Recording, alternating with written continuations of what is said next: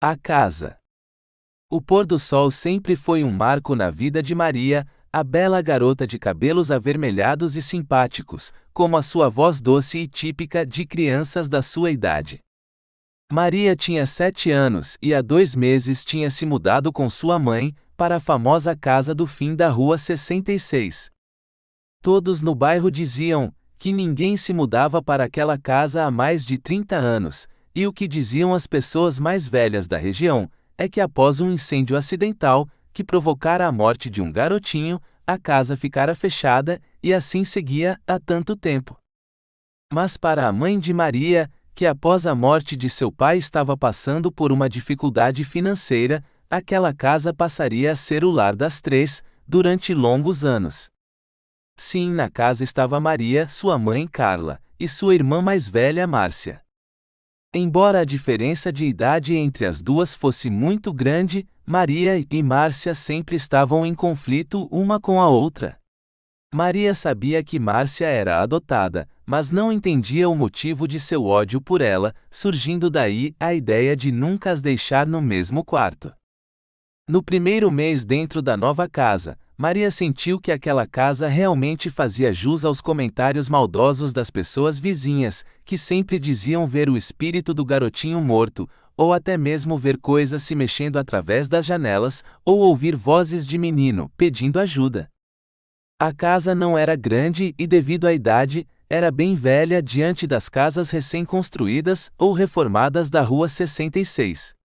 Tinha 3 quartos, uma pequena sala, banheiro e a cozinha, que dava de frente a um pequeno jardim e um porão, onde móveis e muitas caixas estavam trancadas, desde o dia da mudança.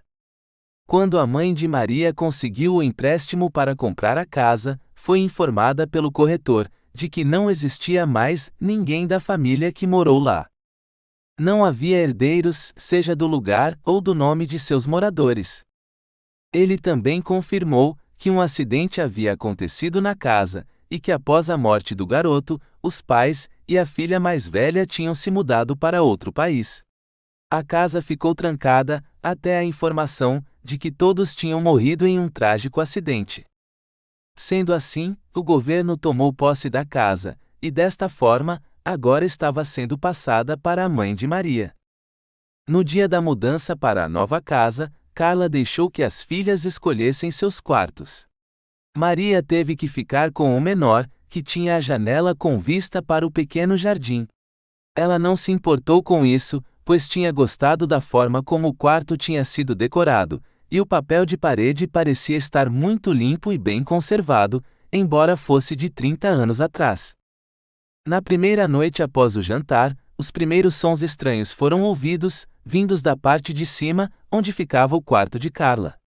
Nenhuma delas deu importância, pois já tinham sido avisadas que o encanamento era velho e fazia muito barulho, o que talvez fosse o motivo das pessoas dizerem que ouviam vozes dentro da casa.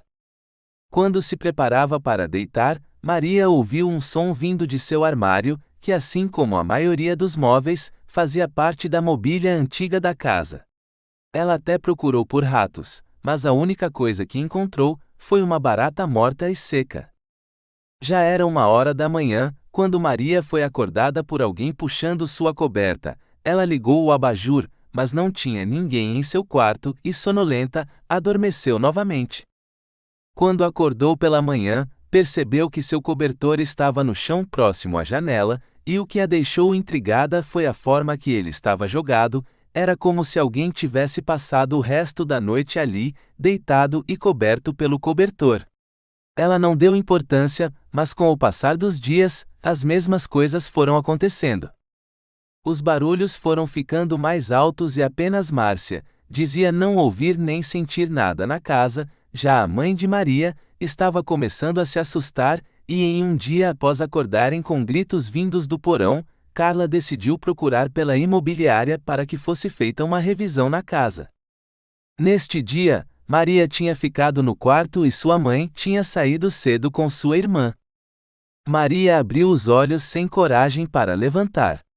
No relógio marcava 7 horas da manhã, e ela não teria aula naquele dia, o que a fez virar-se para o outro lado da cama e fechar os olhos novamente, Porém, ao fazer isto, sua coberta foi puxada novamente para baixo, e com um grito inesperado ela sentou-se na cama, mas nada viu.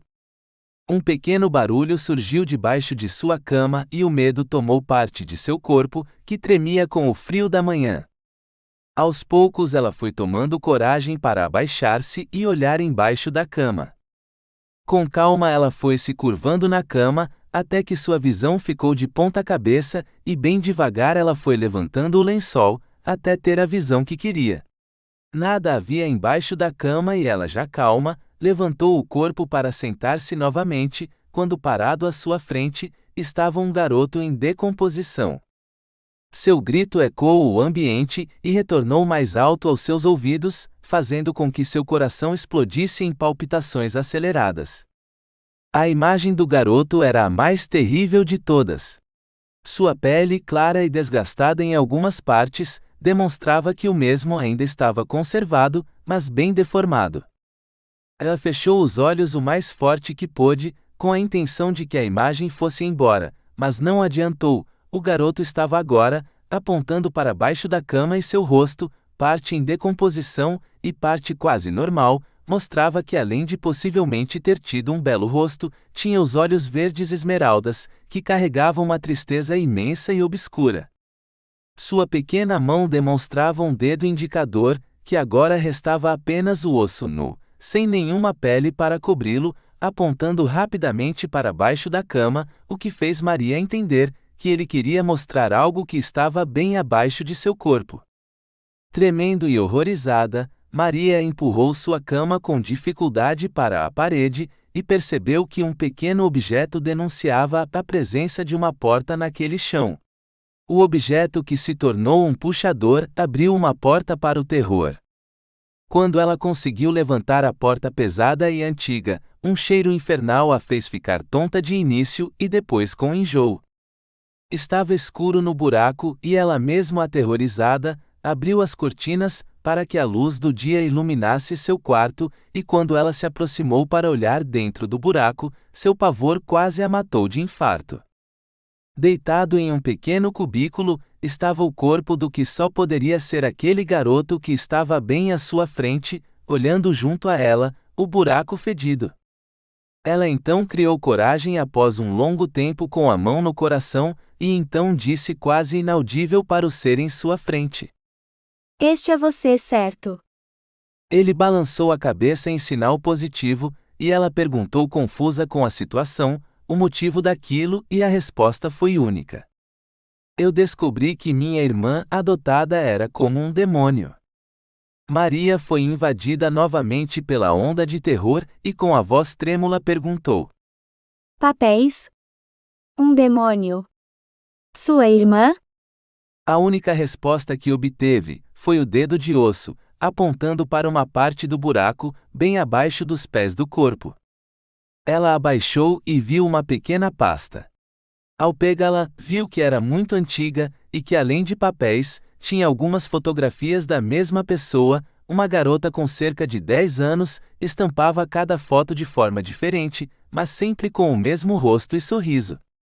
Em um dos papéis estava escrito um nome, que ela identificou como sendo Shirley Mirley Vegas. Era uma certidão de nascimento, que tinha mais de 120 anos, e os outros papéis, juntos a outras fotografias, também eram certidões. Todas, assim como as fotos, eram da mesma pessoa. Quando ela parou para se perguntar o motivo de tal tragédia, ficou gélida e sem reação. Quando uma última certidão e foto foram vistas pelos seus olhos, o nome era o mesmo, Shirley Mirley Vegas, porém o ano era apenas de 13 anos atrás e a foto era a foto de sua irmã, Márcia. Confira agora a Casa 2.